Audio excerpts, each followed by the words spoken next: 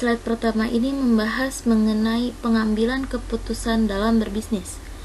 Pengambilan keputusan sangat penting karena kerumitan besar di setiap organisasi pada berbisnis.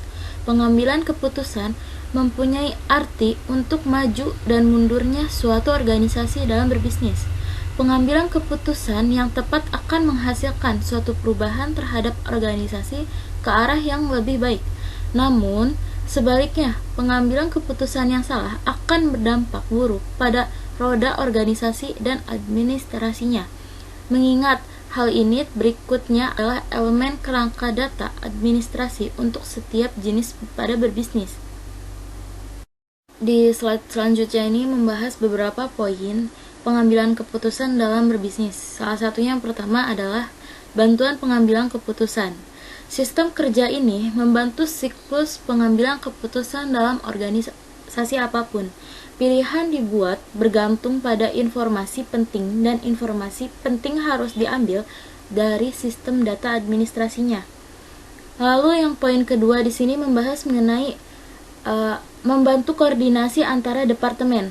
Sistem ini juga memiliki tugas mendasar dalam membangun kolaborasi yang baik antara semua orang dari satu kantor lainnya melalui perdagangan data yang sesuai. Di poin selanjutnya ini membahas mengenai membantu menemukan masalah. Jadi kerangka kerja ini memberikan data yang diterapkan tentang setiap bagian tugasnya. Jadi konsekuensinya adalah jika ada kesalahan yang dilakukan oleh pihak manajemen maupun pada sistem informasi, jadi sistem informasi pada manajemen ini dapat membantu dalam menemukan jawaban atas permasalahan yang sedang terjadi. Nah, di poin keempat ini membahas mengenai membantu dalam membandingkan kinerja pada berbisnis. Kerangka kerja ini menyimpan semua informasi dan data yang dicatat dalam database-nya. Itulah alasannya mengapa sangat membantu melihat korelasi pemeran organisasi pada berbisnis.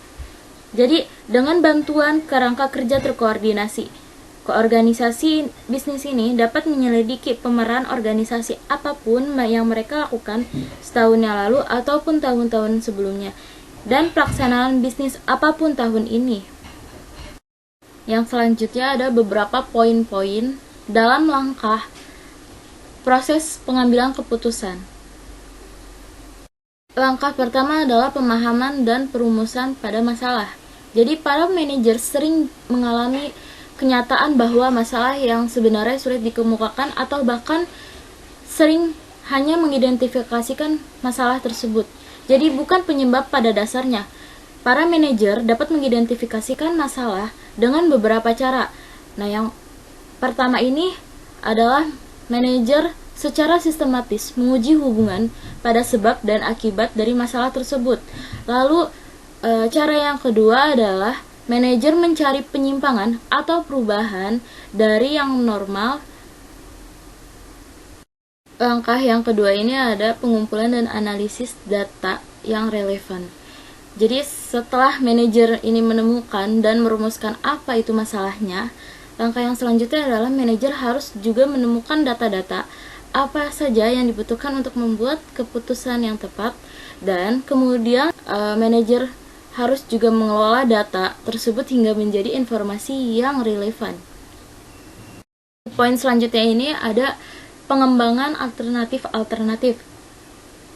Jadi kecenderungan untuk menerima alternatif keputusan pertama yang feasible sering menghadapi manajer dari pencapaian penyelesaian yang terbaik untuk masalah para manajer. Pengembangan sejumlah alternatif memungkinkan manajer menolak kecenderungan untuk membuat keputusan terlalu cepat dan keputusan yang efektif. Setelah membahas tadi di poin 3 ada pengembangan, di poin keempat ini membahas mengenai evaluasi.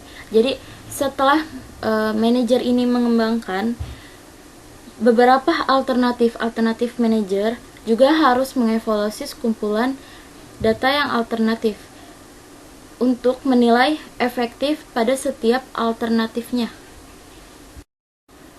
Tadi jika sudah di pemahaman, pengumpulan, pengembangan, evaluasi, nah para manajer ini juga perlu memilih.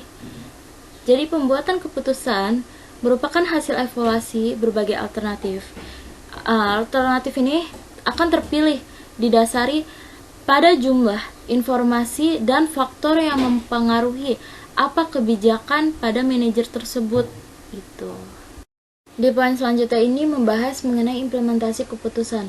Setelah tadi terpilih secara yang paling terbaik, jadi manajer juga harus membuat rencana untuk mengatasi berbagai masalah yang mungkin dijumpai dalam penerapan keputusan.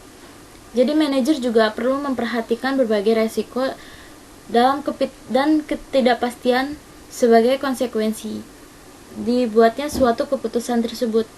Pada tahap implementasi keputusan, manajer juga perlu menetapkan prosedur laporan kemajuan periodik dan mempersiapkan tindakan korektif jika masalah baru muncul dalam pembuatan keputusan, serta merancang peringatan untuk menghadapi berbagai kemungkinan.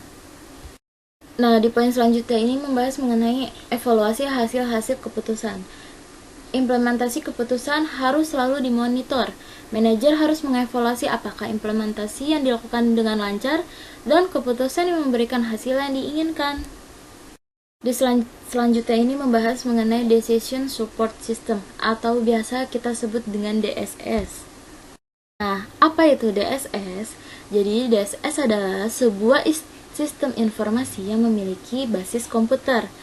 Sistem tersebut merupakan bagian sistem manajemen pengetahuan dan berperan untuk mendukung aktivitas pengambilan keputusan pada sebuah perusahaan ataupun organisasi. Jadi DSS di sini dapat diartikan sebagai sistem yang berguna untuk mendukung proses analisis terhadap data, model sebuah keputusan, orientasi terhadap perencanaan di waktu yang akan mendatang, dan juga berorientasikan pada sebuah keputusan. Jadi, adanya DSS ini mampu membantu perusahaan untuk memecahkan masalah atau melakukan komunikasi terhadap kendala yang terstruktur maupun tidak terstruktur. Nah, adapun konsep Group Decision Support System atau biasa kita sebut dengan GDSSS. Nah, penunjang keputusan kelompok atau biasa disebut dengan GDSS adalah kombinasi dari komputer, komunikasi, dan juga teknologi keputusan.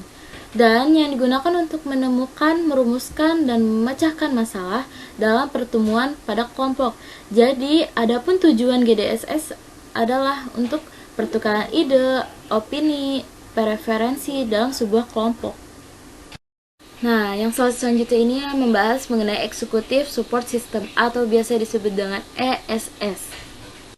Apa itu Executive Support System? Jadi, Executive Support System atau biasa disebut dengan SSS adalah sebuah sistem yang oleh para senior, manajer, atau eksekutif sebuah perusahaan atau organisasi untuk memberikan dukungan terhadap keputusan yang tidak terprogram dalam sebuah manajer yang strategis. Jadi karakteristik utama yang dimiliki SSS adalah kemampuan melihat rincian, menginformasi faktor keberhasilan, kritikal, akses status, analisis, pelaporan, penggunaan warna, navigasi informasi dan komunikasi. Yang selanjutnya ada sistem pakar atau disebut dengan expert system. Expert system adalah yang berusaha untuk mengadopsi pengetahuan manusia ke komputer agar komputer dapat menyelesaikan masalah seperti yang biasa dilakukan oleh para ahli, dan sistem pakar yang baik direncanakan agar dapat menyelesaikan suatu permasalahan tertentu dengan meniru kerja dari para ahli. Nah, pakar yang dimaksud di sini adalah orang yang mempunyai keahlian khusus yang dapat menyelesaikan masalah yang tidak dapat diselesaikan oleh orang awam. Contohnya adalah dokter, mekanik, psikolog, dan lain sebagainya. Adapun tujuan sistem pada pakar. Jadi, sistem ini merupakan perangkat lunak atau paket program komputer yang ditujukan sebagai penyedia nasihat dan sarana dalam membantu memecahkan masalah di bidang-bidang spesialis seperti sains, prekayasaan, matematika, kedokteran, pendidikan, dan lain sebagainya. Mungkin itu saja yang dapat saya sampaikan.